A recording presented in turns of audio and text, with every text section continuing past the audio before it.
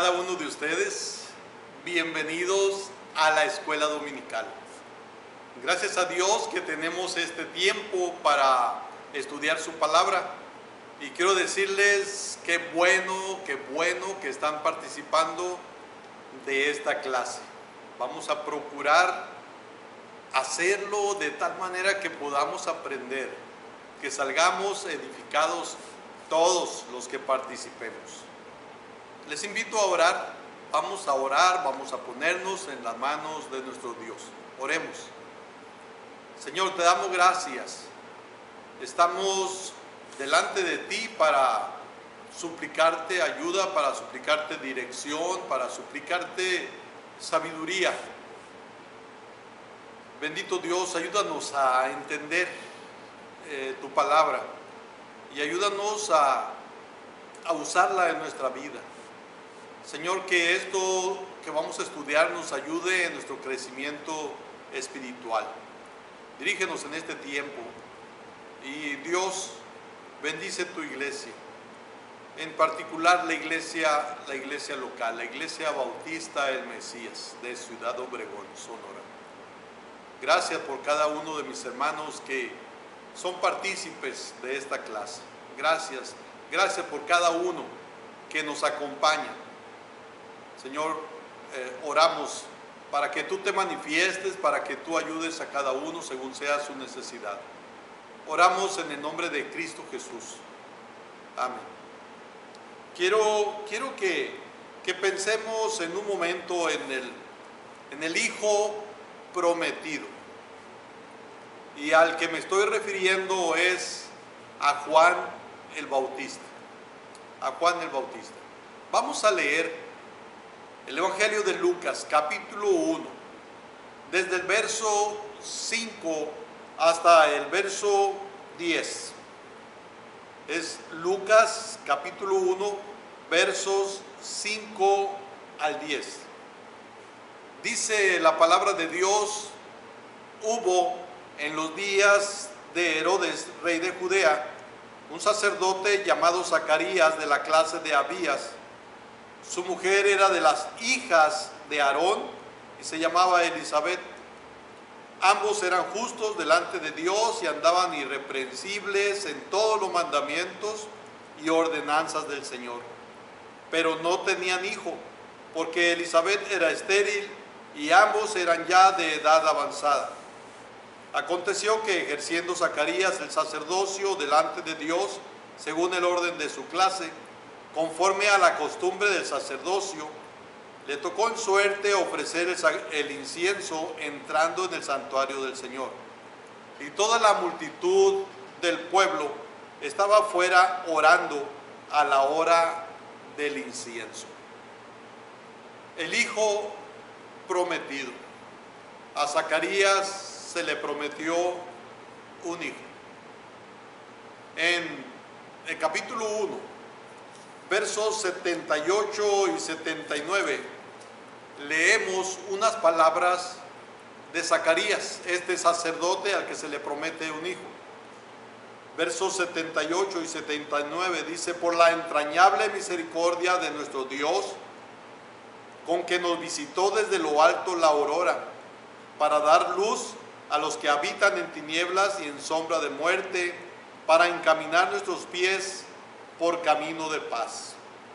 Zacarías estaba expresando el deseo de todos aquellos que temían a Dios,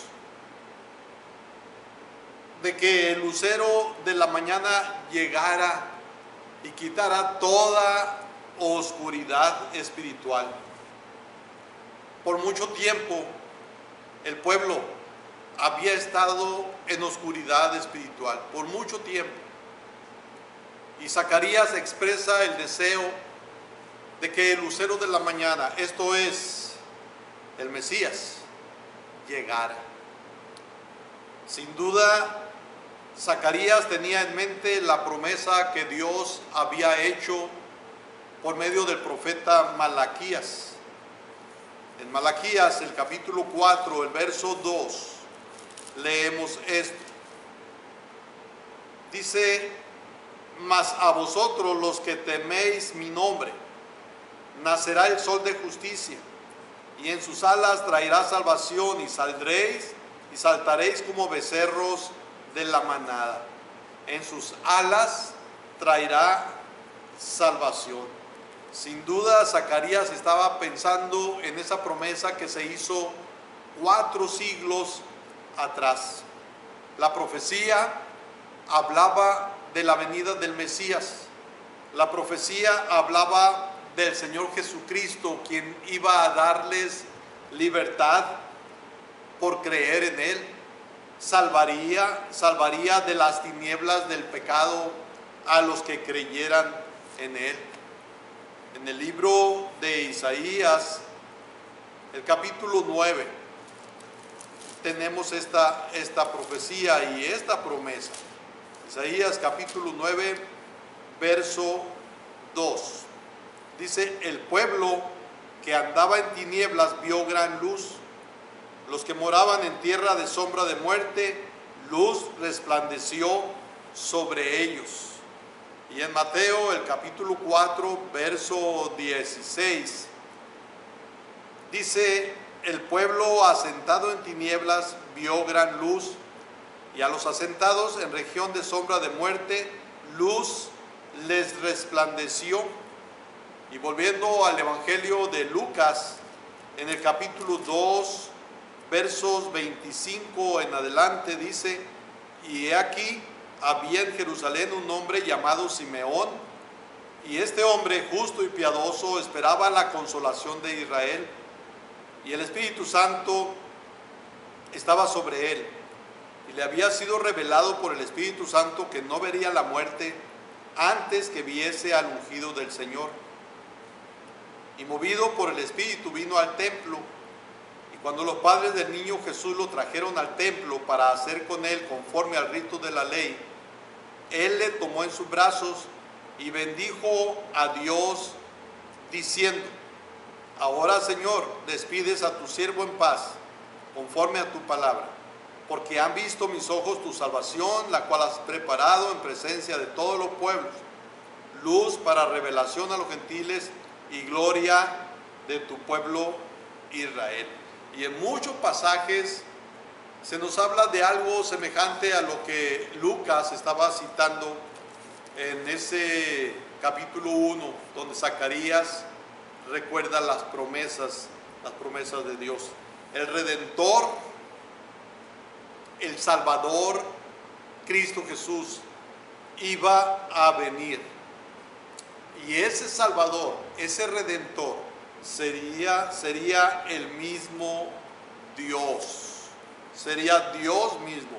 En Malaquías, el capítulo 3, el verso 1, leemos: he aquí, yo envío mi mensajero, el cual preparará el camino delante de mí, y vendrá súbitamente a su templo el Señor a quien vosotros buscáis, y el ángel del pacto a quien deseáis vosotros. He aquí viene, ha dicho Jehová de los ejércitos. Dice: vendrá súbitamente a su templo el Señor. Y cuando dice Malaquías el Señor, se refiere a Dios mismo, que vendría para salvar a su pueblo de sus pecados. El Antiguo Testamento concluye con Malaquías y concluye con una promesa positiva de esperanza. El sol de justicia nacería y la gloriosa luz iba a quitar toda oscuridad espiritual que afectaba a las personas. El pueblo judío se había apartado de Dios. El pueblo judío se había hundido en la apostasía. Y es cuando viene el Salvador. La nación había abandonado a Dios, había abandonado la verdad del Antiguo Testamento. ¿Qué verdad? Primero, hermanos, el pueblo, la nación completa, abandonó la verdad de que la salvación es por la fe. desde el Antiguo Testamento, hermanos, nosotros leemos que Dios justifica al hombre por la fe. Y el pueblo, la nación de Israel, se había apartado de esa verdad, de que la salvación viene por fe, que el hombre es justificado no por obras, sino por la fe. Desde el libro de Génesis, el capítulo 15, verso 6, está refiriéndose a Abraham. Y el verso 6 dice, y creyó a Jehová. Y miren esto, y le fue contado por justicia. Desde el Génesis ya se hablaba, se enseñaba que la salvación es por la fe. En Romanos, el capítulo 4, el verso 3, dice el apóstol Pablo, Romanos, capítulo 4, verso 3. Porque, ¿qué dice la Escritura? Creyó Abraham a Dios y le fue contado por justicia. Creyó. No es que hizo obras y así fue llamado justo, no. Puso su fe, creyó en Dios y le fue contado por justicia. En el verso 9 de ahí de Romanos 4 dice, es pues esta bienaventuranza solamente para los de la circuncisión o también para los de la circuncisión. Porque decimos que a Abraham le fue contada la fe por justicia. A Abraham. Abraham creyó, Abraham tuvo fe en Dios y fue declarado justo, fue salvo. Los versos 20 al 22 de Romanos 4 dice, tampoco dudó por incredulidad de la promesa de Dios, sino que se fortaleció en fe, dando gloria a Dios, plenamente convencido de que era también poderoso para hacer todo lo que había prometido, por lo cual también su fe le fue contada por justicia, como si él hubiera obrado de una manera justa. Pero aquí no dice que él hizo obras justas, sino que creyó. Y en Gálatas, el capítulo 3, verso 6, dice el apóstol, Gálatas 3, 6, así Abraham creyó a Dios y le fue contado por justicia. Vean que no fue por obras que él fue declarado justo. Su justicia no fue por méritos propios, fue por su fe. Fue por su fe. La religión del pueblo cuando vino el Mesías era una religión basada en obras, era una religión basada en méritos propios, en legalismo. En Mateo, el capítulo 23, versos 5 al 7. Mateo 23 del 5 al 7 dice, antes hacen todas sus obras para ser vistos por los hombres, pues ensanchan sus filacterias y extienden los flecos de sus mantos, y aman los primeros asientos en las cenas y las primeras sillas en las sinagogas, y las salutaciones en las plazas, y que los hombres los llamen rabí, rabí. Miren esto. Hacen todas sus obras para ser vistos de los hombres. La religión de las personas en los tiempos cuando vino el Mesías consistía en rituales, consistía en obras, y en obras, como dice ahí donde leímos, para ser vistos de los hombres. Esas obras, dice Pablo, no los podían salvar. En Romanos el capítulo 3, verso 20, dice: ya que por las obras de la ley ningún ser humano será justificado delante de él, porque por medio de la ley es el conocimiento del pecado. Las obras de la ley no pueden salvar.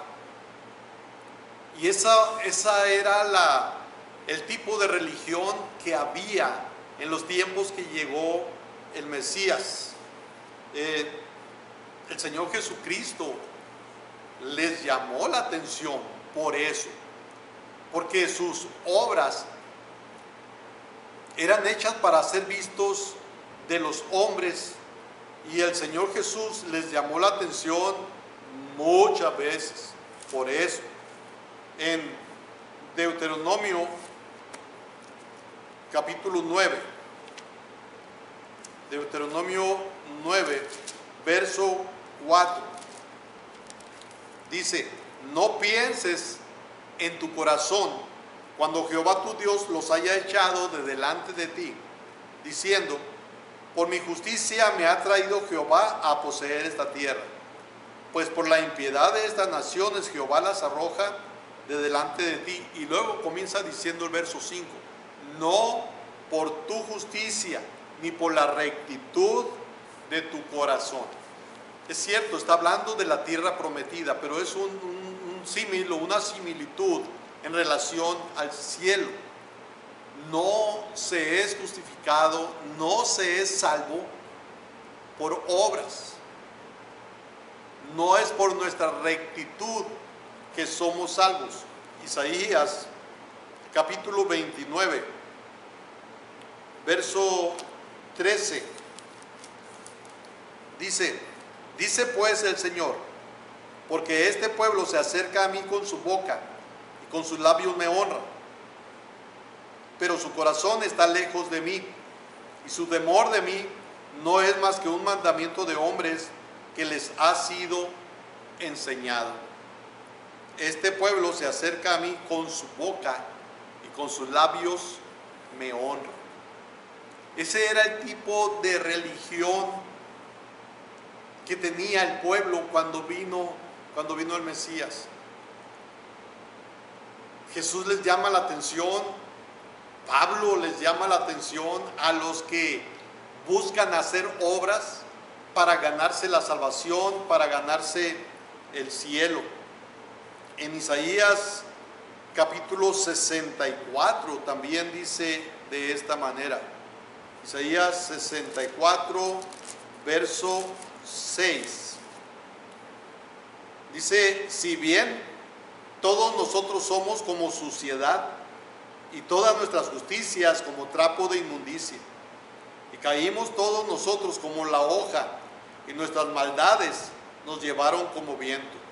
Dice: todas nuestras justicias, todos nosotros somos suciedad, y todas nuestras justicias como trapo de inmundicia. Trapos sucios.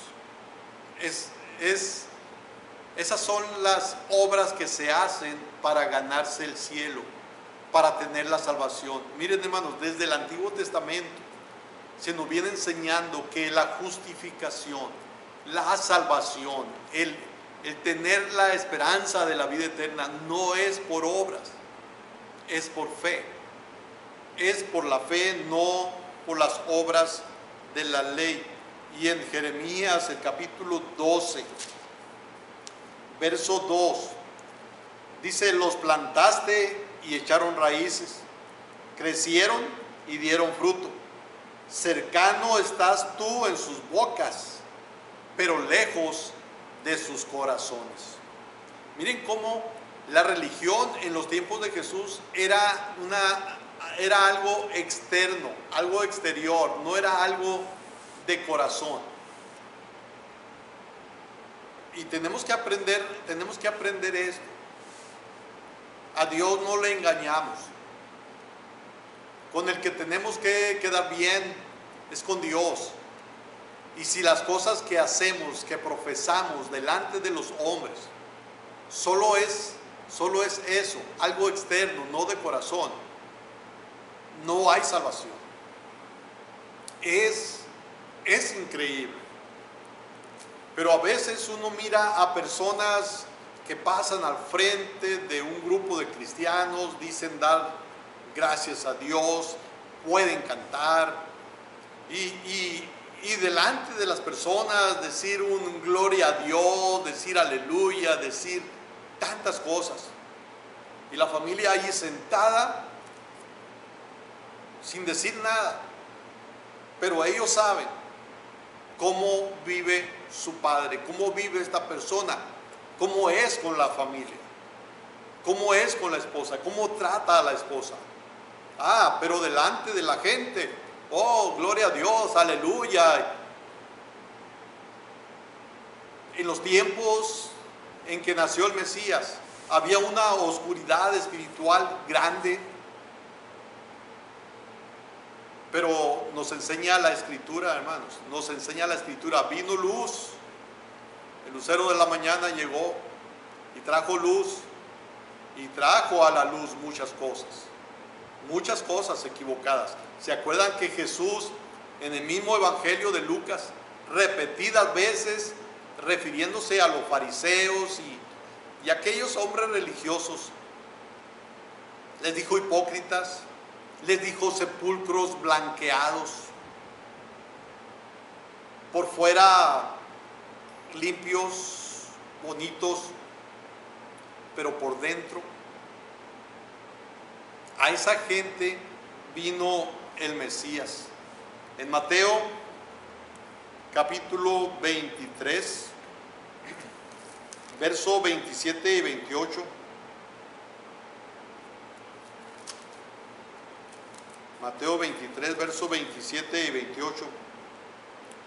Dice: ay de vosotros, escribas y fariseos hipócritas, porque sois semejantes a sepulcros blanqueados, que por fuera a la verdad se muestran hermosos, mas por dentro están llenos de huesos de muertos y de toda inmundicia.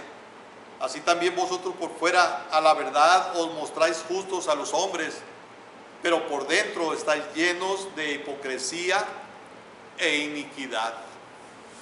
Ay de vosotros, fariseos hipócritas. ¿Cómo estamos viviendo? ¿Cómo es nuestra vida? Delante de los hombres, muy bien, pero ¿y delante de Dios, cómo estamos? No tendría que llamarnos Jesús hipócrita, sepulcro blanqueado. Delante de los hombres te portas muy bien, pero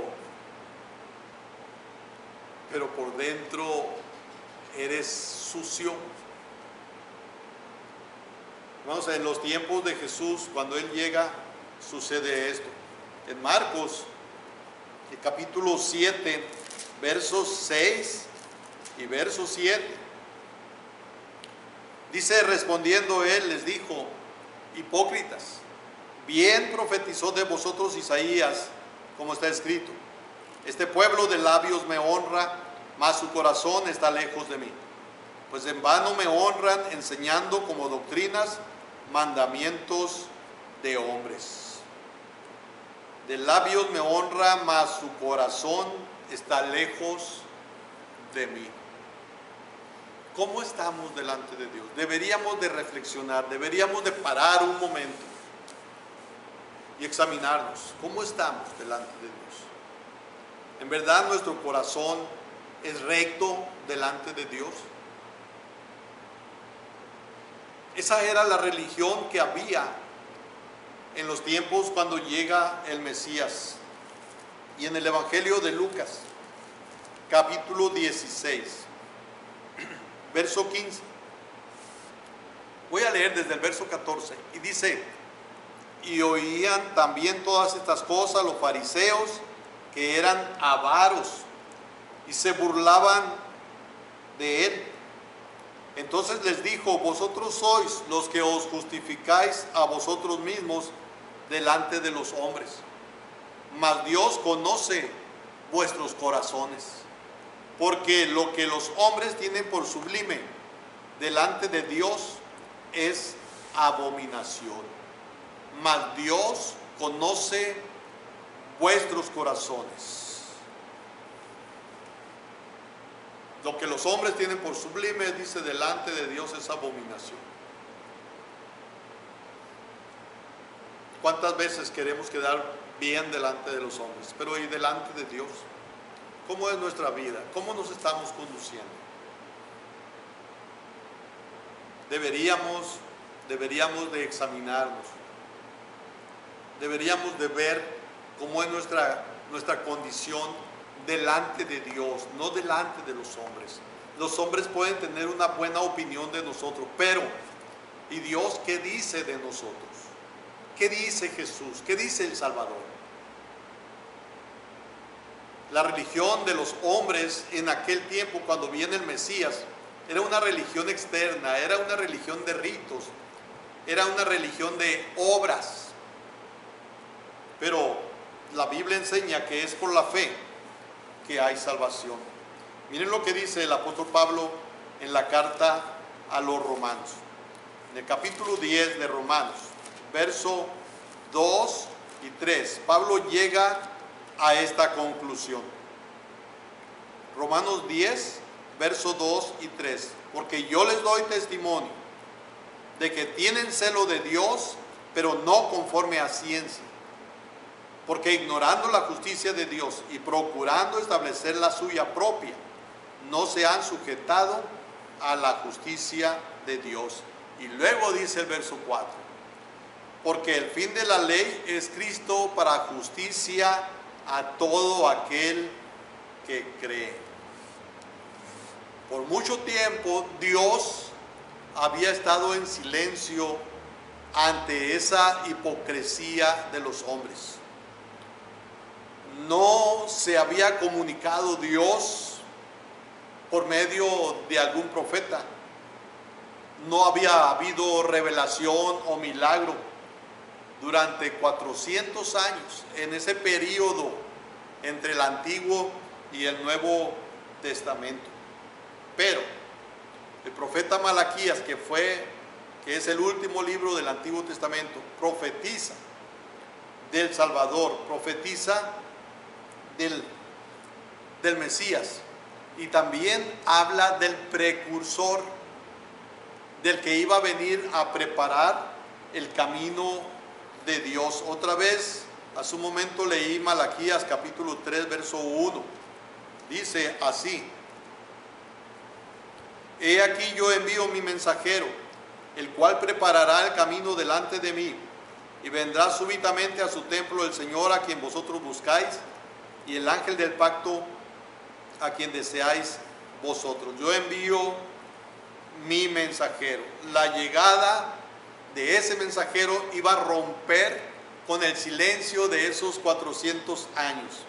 La predicación de ese mensajero, de ese precursor, iba a ser como un faro que diera luz en la oscuridad que había en ese tiempo. Dice Juan capítulo 1, refiriéndose el evangelista Juan a Juan el Bautista. Juan capítulo 1, verso 9.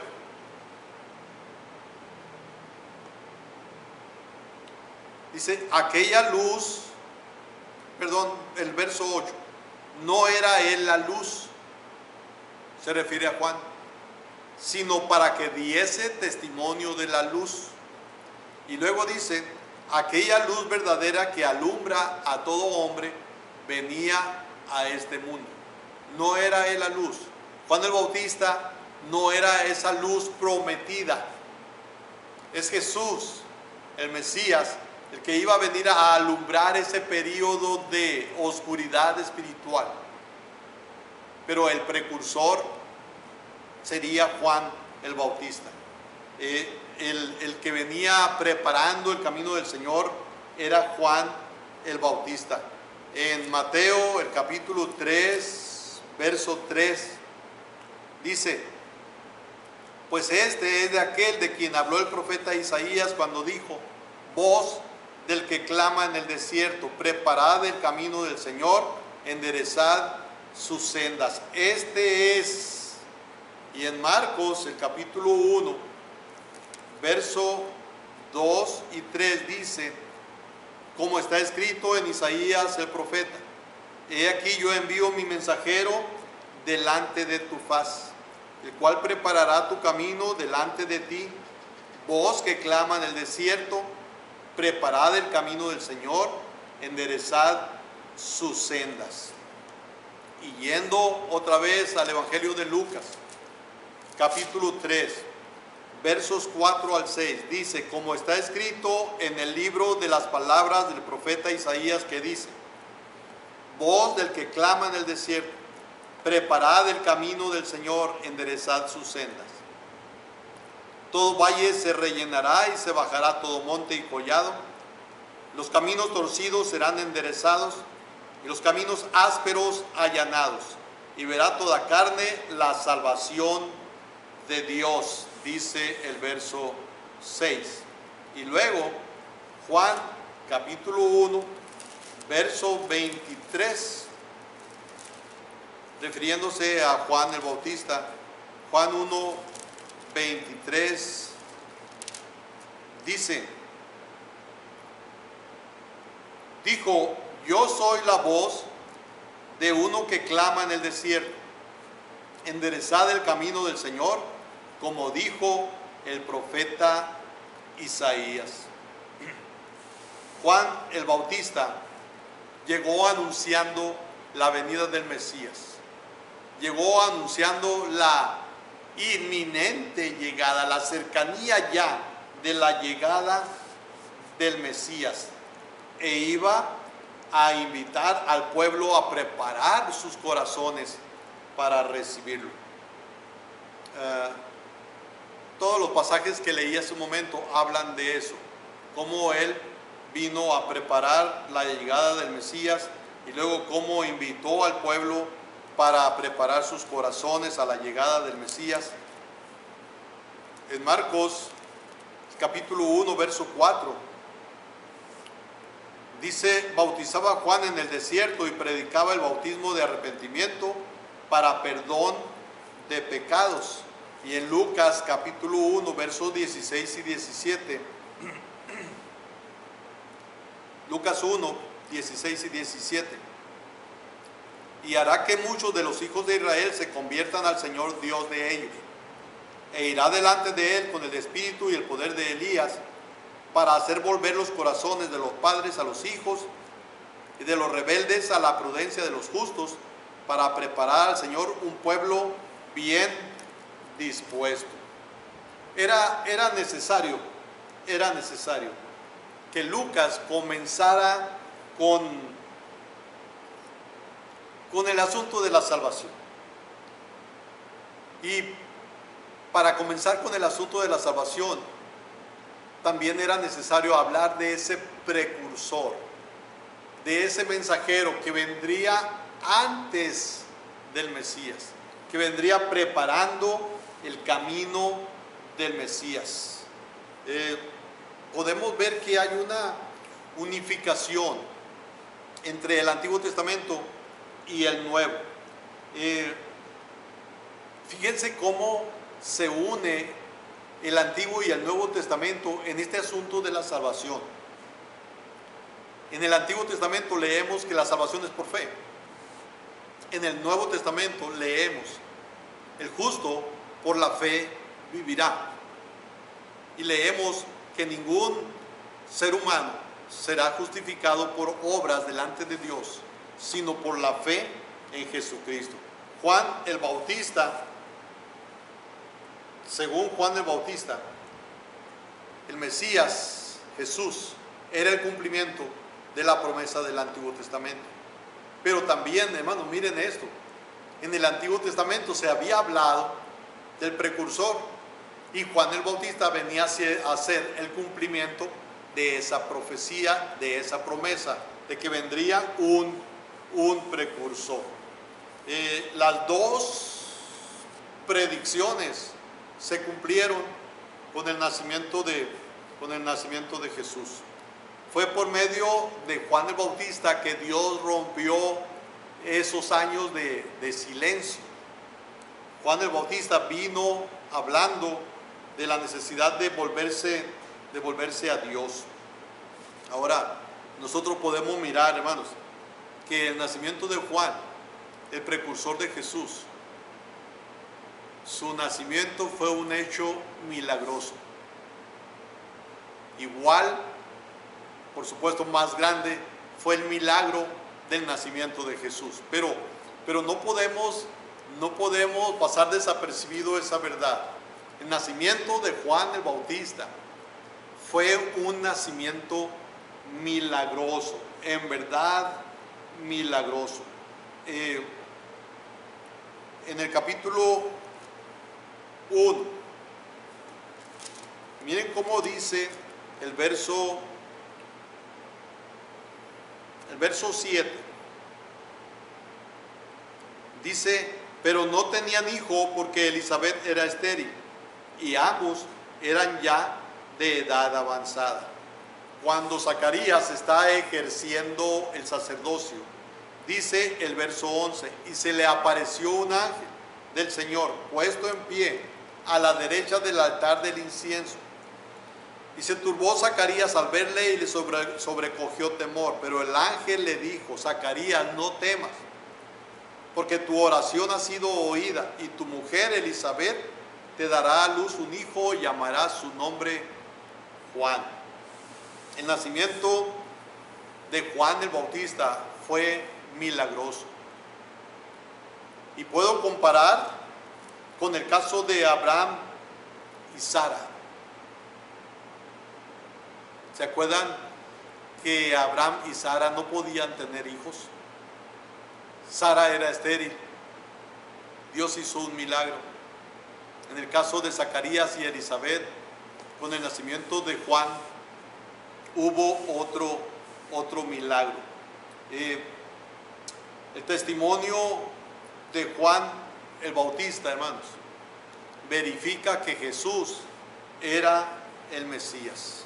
Ahora, volviendo a Lucas, capítulo 1, desde los versos 5 al 7, miren cómo dice. De los versos 5 al 7 dice: hubo en los días de Herodes, rey de Judea, un sacerdote llamado Zacarías, de la clase de Abías. Su mujer era de las hijas de Aarón y se llamaba Elizabeth. Miren cómo era la rectitud personal de Zacarías. Dice, y de Elizabeth, dice el 6: ambos eran justos delante de Dios y andaban irreprensibles en todos los mandamientos y ordenanzas del Señor, pero no tenían hijo, porque Elizabeth era estéril y ambos eran ya de edad avanzada. El nombre Zacarías significa Jehová se ha acordado. Jehová se ha acordado. Zacarías, hermanos, era un nombre común, era un nombre de muchas personas, de muchos hombres, pero recordaba algo, que Dios se acuerda. Y en este caso nosotros vemos que Dios se acordó de Zacarías. No quiere decir que lo había olvidado. Lo que nos enseña, hermanos, es que a Dios no le pasamos desapercibidos. Él tiene cuidado de nosotros. Él se acuerda de nosotros. Zacarías era uno de los miles de sacerdotes de Israel. Era uno de miles. Y Dios se acordó de él. Hermanos, no importa cuánta gente haya, Dios se acuerda de ti, se acuerda de mí. Zacarías vivía en un pueblito oscuro, un pueblito remoto, pero Dios se acordó de Zacarías. podemos vivir donde nadie conoce. Podemos vivir en algún lugar, en algún pueblo que nadie sabe de él más que los habitantes. Pero Dios se acuerda de quien vive allí. ¿Sí? Ese es el caso de Zacarías. Zacarías dice, el verso 5, que en los días de Herodes hubo un sacerdote llamado Zacarías. Los sacerdotes representaban a Dios ante el pueblo y representaban al pueblo ante Dios. Los sacerdotes representaban a Dios ante el pueblo. Era una posición respetada, era una posición sagrada. En Éxodo capítulo 29,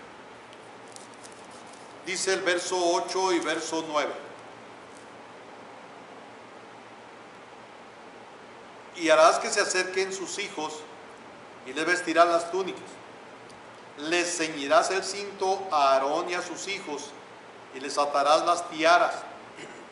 Y tendrán el sacerdocio por derecho perpetuo. Así consagrarás a Aarón y a sus hijos.